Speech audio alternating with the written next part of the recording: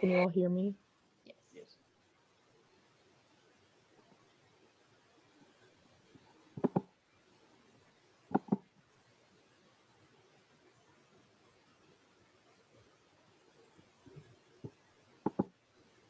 Team, did you want to test your audio just on the off chance that we have any issues?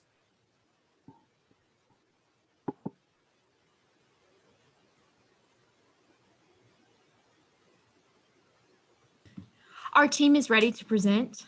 Okay. All right. As a reminder, if you do not have a speaking part, please keep your line mute. So as we're recording, and that will help with background issues. Otherwise, without further ado, here is Tennessee Knoxville.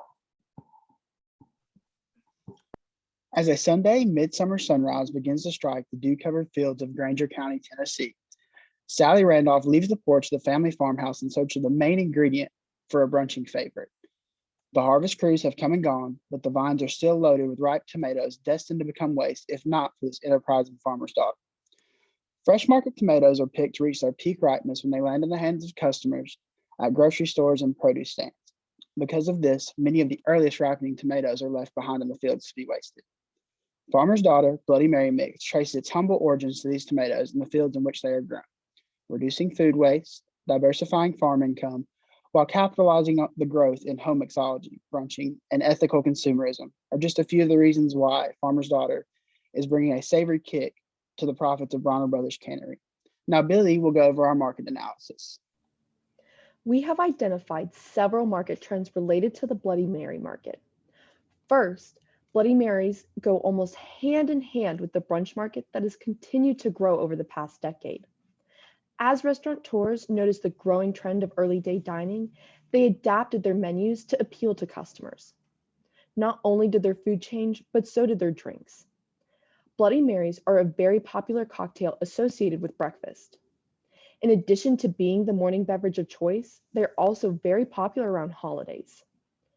According to Google Trends, Bloody Mary drink recipes are highly searched around Thanksgiving, Christmas, New Year's, Valentine's Day, and Easter.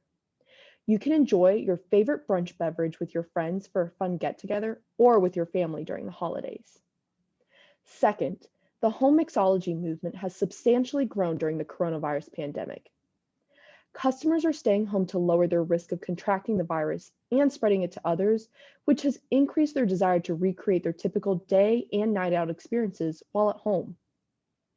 Research has shown that during the coronavirus pandemic, alcohol consumption in adults has increased by 16%, and at-home alcohol sales has increased by over 24%. In addition to this increase in alcohol sales, there has been a growth in the cocktail mix market. Consumers are able to add their favorite mixes to their carts while grocery shopping and are not taking additional risks with their health. Third, dining out prices have significantly increased during the pandemic due to costs incurred to protect against the coronavirus. Many restaurants have had to purchase personal protection equipment such as face masks and face shields for their employees, in addition to installing plexiglass barriers around tables, ordering kiosks, and even their kitchens. Cleaning costs have increased to ensure all equipment and areas are clean to current health code regulations. With these increased costs, owners have had to add a coronavirus upcharge to most of their items. We have identified that the average pour cost of a Bloody Mary is under $2, which can help restaurant owners appeal to their customers with a reasonably priced item, even if they have to add that upcharge.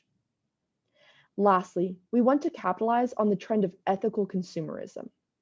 Consumers focus on buying ethically made products as a form of activism with the intention to change current production practices. They support small manufacturers who focus on protecting the environment, increasing their sustainability practices, and compensating their employees fairly. Savannah will now discuss the results of the primary research. In 2020, we conducted primary market research surveying 2,000 individuals in our target market. The results were as follows. 60% of respondents said that they consume at least 2 Bloody Marys per month. 70% of respondents said they consciously reduce their food waste. 85% showed interest in purchasing their Bloody Mary mix from a locally sourced company, and 56% showed interest in purchasing from a food conservation-focused company. Finally, 45% said that they are aware of food waste issues in their area.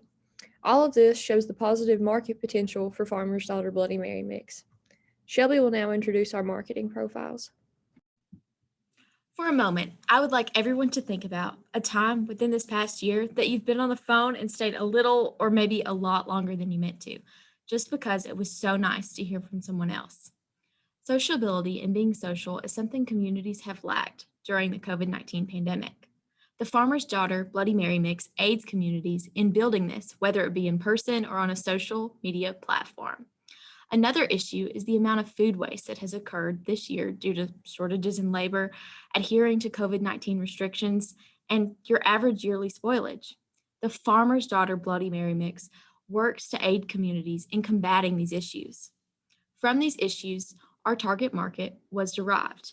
Two profiles. The first are Becky, the bar owner, owns and runs brunch spots and is concerned with profitability, quality, and the sustainability of the product. As someone in the food service industry, Becky sees the amount of waste and values products that are resourceful in decreasing it.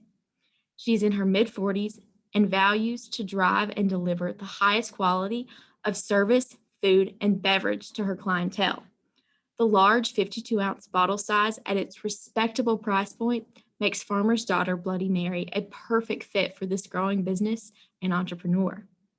The second profile is that of Piper and Brad, the young professionals. These Midwestern millennials value experience over price points. And after being in quarantine for over a year, they are more than ready to socialize and be the host with the most, within CDC regulation, of course. Piper goes to Pilates, yoga, and often runs in charitable marathons. The fortified vitamins and minerals and added benefit that the Bloody Mary Mix has is a perfect fit for her diet and lifestyle. On the other hand, Brad enjoys watching sports, hanging with friends, and the mythical hangover cure a Bloody Mary provides. They are both environmentally conscious and value products that better the planet. Thus, this product will be the belle of the brunch and provide a simple, sustainable cocktail for these young professionals. They will use marketing ploys to reach both customer profiles and beyond, one drink at a time. Now, Hence will discuss the producer benefit. At one time, Chick-fil-A sold wasted end pieces off the chicken breast as low-value meat, until one day, an employee suggested to fry them and sell them as nuggets, increasing the company's bottom line. Much like this, Bonner Brothers Cannery is buying previously unmarketable tomatoes at 65% of market price from local farmers. Local farmers won't only see an increase in farm revenue, but also see a decrease in food waste by selling to Bonner Brothers Cannery. Farmer's Daughter Bloody Mary Mix has two primary competitors: Zing Zang Bloody Mary Mix that represents the low price point, and Dimitri's Bloody Mary Mix representing the high price point. Farmer's Daughter Bloody Mary Mix, along with both of the competitors, all use real tomato juice. However, Farmer's Daughter Bloody Mary Mix and Zing Zang Bloody Mary Mix are the only two that offer bulk packaging for restaurants, and the Dimitri's Bloody Mary Mix and Farmer's Daughter Bloody Mary Mix are the only two that are fortified with vitamins and minerals. However, Farmer's Daughter's Bloody Mary Mix stands out against its competitors by increasing local farmer income while decreasing food waste. Farmer's Daughter Bloody Mary Mix is an amazing Bloody Mary Mix offered at a mid-level price point, making it accessible and enjoyable by all. And now Sam will discuss the SWOT analysis.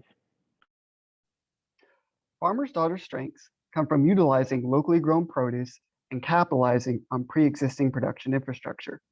The mix is also fortified with vitamins and minerals, which will provide a healthy alternative to the standard Bloody Mary mix. Weaknesses would include a reliance on local suppliers, and with being a new product, Farmer's Daughter will start with a limited market share and influence. Opportunities will arise with the increase in brunching trends and an increased consumer preference for locally grown produce. Furthermore, Farmer's Daughter can take advantage of an expanding e-commerce presence and a healthy growing millennial market. Threats could arise due to market consolidation and a decrease in in-person restaurant spending.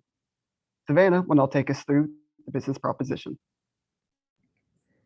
Farmer's Daughter Bloody Mary Mix isn't just a cocktail mix, it's a story in a bottle. Raised on the farm in rural East Tennessee, Farmer's Daughter brings savory flavor with a kick to the brunching experience. Drinkers will not only be satisfied with delicious flavor, but will also feel good about buying a regionally sourced product created with a conscience. Farmer's Daughter cares about where our food comes from and has a deep respect for those who produce it. Farmer's Daughter Bloody Mary Mix will be a profitable addition to the product lineup of Bronner Brothers Cannery.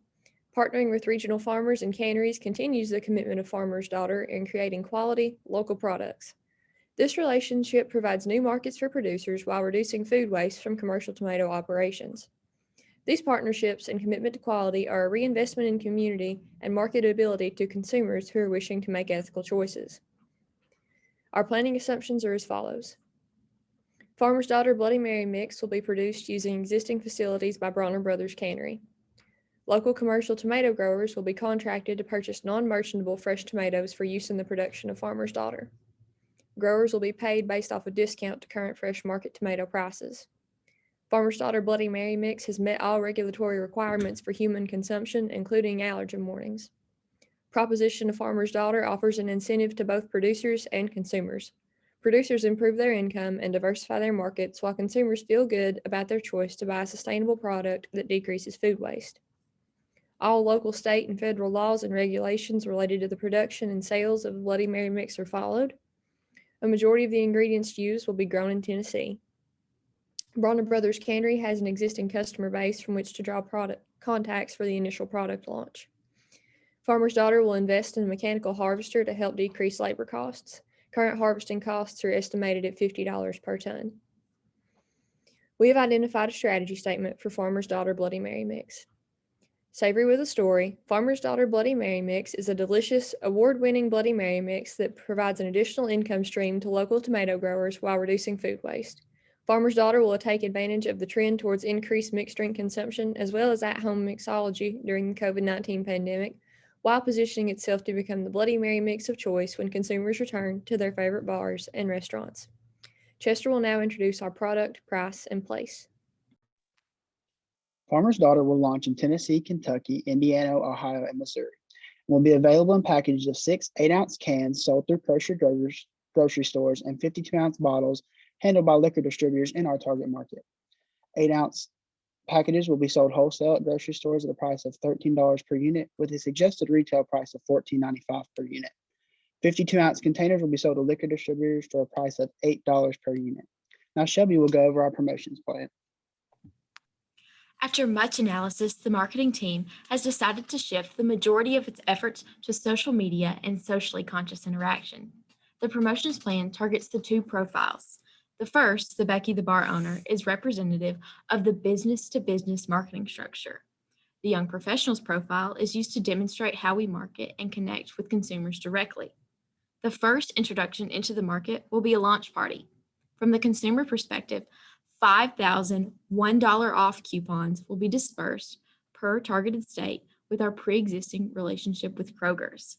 This will allow prospective devotees to get to try the product with little commitment.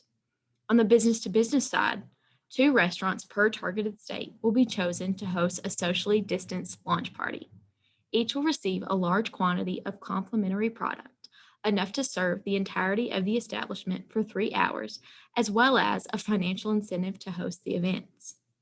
This will help each business within this trying time and allow the product and brand to connect with locals in each community. Each will join us through the dual platform website. The first funnel will be tailored toward consumers and allow them to find out what stores near them have the product and how they can get it. The second funnel will be used for bartenders and bar owners directly. It will show them how to get in contact with the product and how to get it within the establishments itself. Throughout this, they will utilize social media platforms such as Twitter, Instagram, Facebook, TikTok, and YouTube.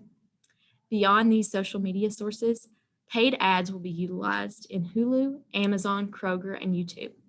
They will be purchased in 15-second increments to further reach people interested in Bloody Marys, farming, sustainability, brunching, and beyond. Public relations are of great importance to this product, brand, and company. Each month, they will produce new content for a sustainability, health, wellness, and social podcast called A Chat with the Farmer's Daughter.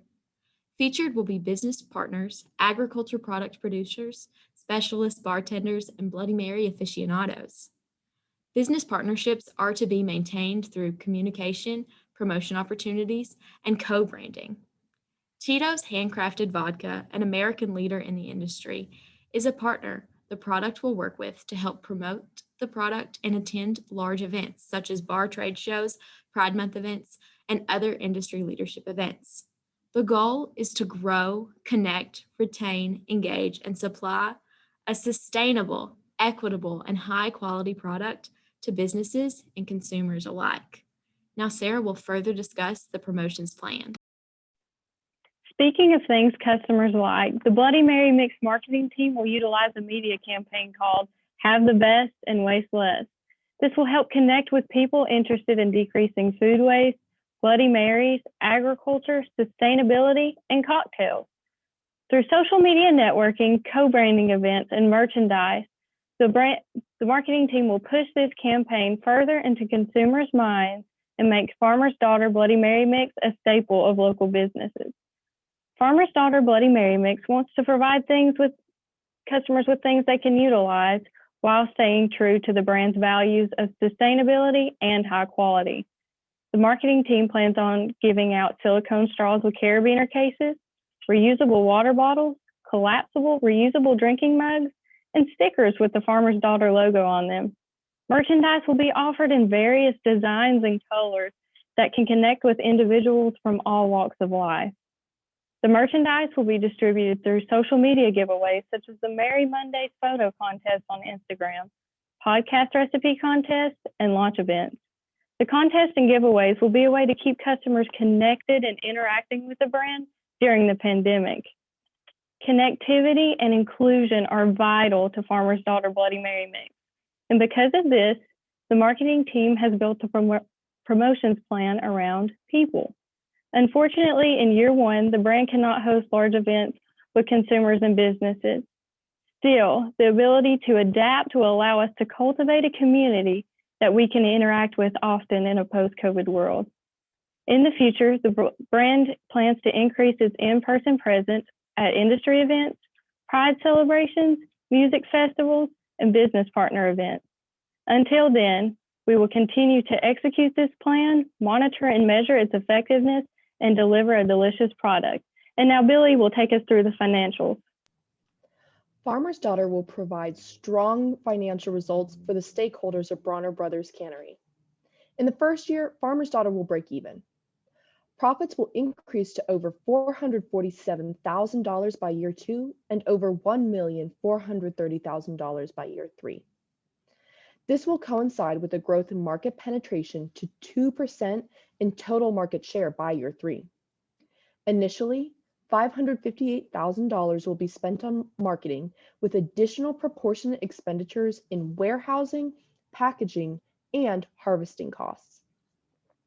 Spoilage loss is also a recognized cost in the process and is assumed to be 2% of total sales. Marketing expenditures will grow by approximately 20% each year to account for expansion and market penetration. These substantial investments in marketing will provide a nearly 178% return by the end of the year 3, and ultimately achieving an operating profit margin of 10% by the end of the 3rd year. Sam will now elaborate on our monitoring and measuring strategies. The main distributor for Farmer's Daughter will be Kroger. However, in order to meet the financial goals, Farmer's Daughter will distribute its product through local independent alcohol outlets. 15 new outlets will be added each quarter, which will be handled by our sales team through direct business sales. Farmer's Daughter will also strive for a 10% increase in earned digital media quarterly. Earned digital media will be tracked through the engagement with our weekly Instagram photo contest and our overall engagement with our bi-weekly social media posts. Brand awareness will be 30%, which will be broken down into 20% aided and 10% unaided. We will track brand awareness by conducting small interviews at events planned by our marketing team. Those events will include bartender showcases and our podcast, A Chat with the Farmer's Daughter. Sharp Spring will be used to create landing pages for our Instagram and other social media outlets. We will also use its software to track all sales and lead development and use it to house all marketing data. Chester will now leave us with some closing remarks. Savory with the story. Farmer's Daughter gives the bruncher and home mixologist the opportunity to feel good about their drink choices while pouring out a potent mix of profits and performance for the farmers and the shareholders of Bronner Brothers Cannery. We thank you for your time and will answer any questions you may have. Thanks, guys. I appreciate this. I need a little help. I see in referring to your financials in paid media, I see it mentioned in brand awareness under monitoring and measuring. You're going to continue to increase brand awareness by focusing on paid media. And I see a line for paid media under your marketing financials. Can you walk me through a little bit on that year one, 240,000, what that's for?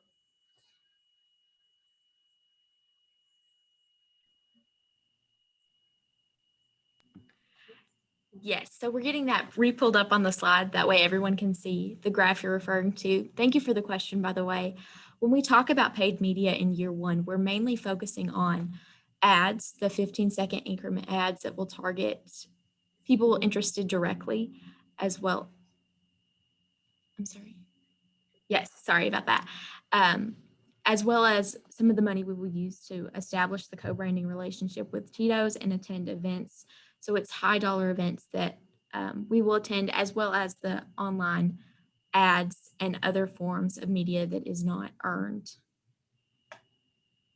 Okay, thank you. Thank you, guys. Obviously, this hits close to the heart. I think I personally helped increase that alcohol sales percentage this year. But so your marketing plan is focused on reaching business to business, so those bartender and restaurant owners, as well as consumers. So sorry if I missed it, but how are you going to get Kroger and the liquor distributors to carry your product? Where do they come into play in kind of your in sales and distribution and getting them product in their stores? Yeah, thank you for that question as well. In the executive summary, it does mention that our product will have a 2-year contract. The first year, Kroger will have exclusive rights to the product itself, and that really targets our business to consumer product. We're expecting 60% to be focused on business to consumer for brand awareness to people to get in their homes through that. 40% will be the business to business marketing structure. Kroger will not have necessarily a hand in that. However, the exclusive rights does not include to selling to businesses directly. Most of that will be through the marketing personnel directly that will go out to these businesses, build a rapport, and establish the product within there. We will also have coasters that we will distribute to tell the story of the product, so it resonates. When people get a Farmer's Daughter Bloody Mary, they know that it is savory with a story, and it's savory with sustainability, not just the product. But we do intend to keep the relationship with Kroger, expand that. But on the business to business side, which you ask about directly, it is mainly the responsibility of the marketing people. They each have a targeted state or states, depending on how it is split up. And it will be their responsibility to go out into the communities and make those connections and really establish that. The two restaurants per state that have the launch party will definitely be a huge brand ambassador, and we will rely on them heavily to really get the communities involved with the product. Thank you. Thanks, guys. Appreciate it. I'm going to take a little stab at kind of more of the financial side here. I'm not a retailer, but my understanding is that liquor is one of the highest margin departments within retail. It looks like right now that it's a $13 wholesale price and retail sells it for $14.95. That's a pretty slim margin, about a 13% margin back to those retailers. Also, I think coming back to our own profitability, even after 3 years, we're just sitting at a 10% margin, which doesn't seem like a quick return on our money. Can you talk a little bit about the margin, both from a customer aspect and us as stakeholders?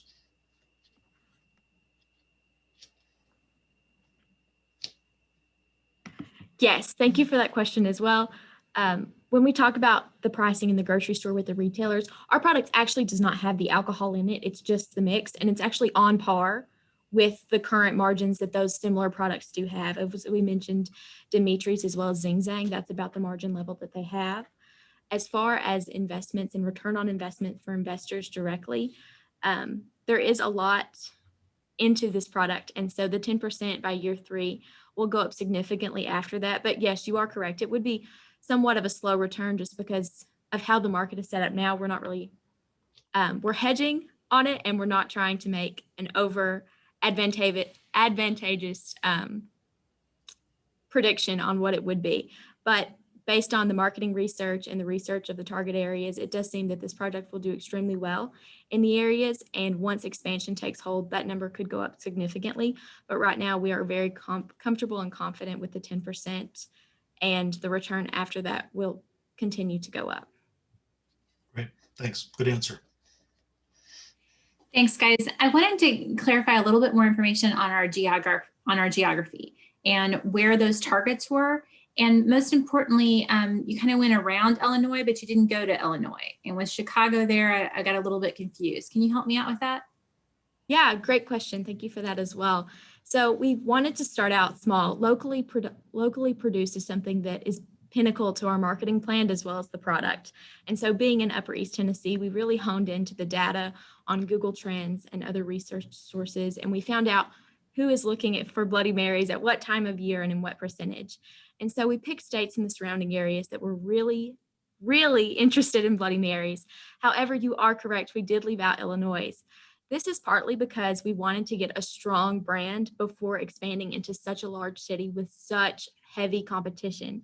I mean, when you think about Chicago and tourism, there are all kinds of opportunities and all kinds of diverse forms of alcohol, bartending, as well as brunch places. So we really wanted to get a strong brand built before expanding into Illinois or Wisconsin or Minnesota and larger cities that you often think when you think of the Midwest. We really wanted to build the brand before expanding into them. However, after year 3, that is a state that will be definitely first on our list to expand towards. But that is essentially why we left it out. We did include Ohio with its bigger cities such as Columbus and Cincinnati, mostly because of the relationship with Kroger's. They are headed in Ohio.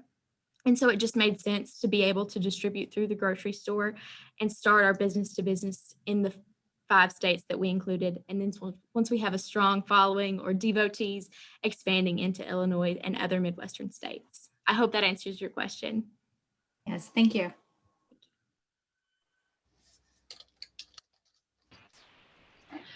So we've got a little bit of a variation on a theme here. I'm going to do a second part to the same approach that Stephanie had asked.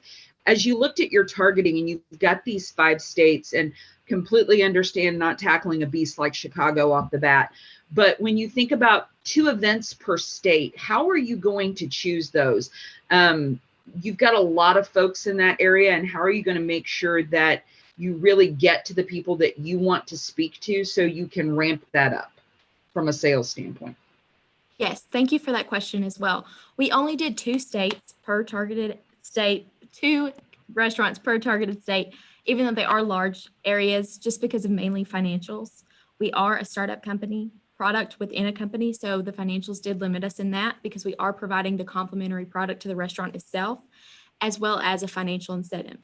How it would work and how we would choose or recruit these is based on location. So in Tennessee, we have Nashville, which is a large urban area that has a significant amount of our young professionals targeted area. So we could touch on the consumer side as well as the business to business side. With COVID-19, there are so many different restrictions in each state and even counties within each state. So really it would be upon our marketing professionals to decide what businesses they connected with, who they worked well with, and who they want to bring the product to for the targeted launch events. However, we will choose restaurants that are able to house and get a large sum of people. The more the merrier, and those will be well documented, which we can then put on social media. So even if a launch event on the business to business side is not in a town, it doesn't mean that they won't hear about it and they won't see on social media.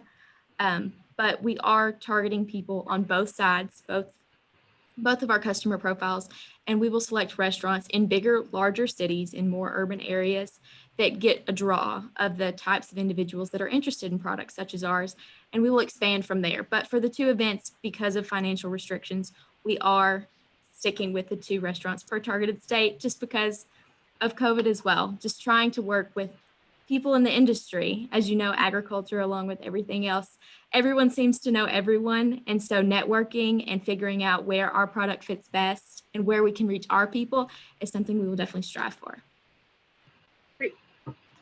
My question comes back to financials again, and I realize I'm struggling with a little bit. Big part of your plan was couponing. Where are couponings? Where is the cost in the financials for coupons? We've reached our 10 minutes for questions. All right. Cheers, Tennessee Knoxville. Thank you for that presentation. I'll take mine with a little extra teriyaki and an extra lime wedge. Appreciate that. If we could clear the room, we'll give the judges some time to confer and move on to team number 5. Thanks again. Thank you so much. Thank Thank you. you. Thank you.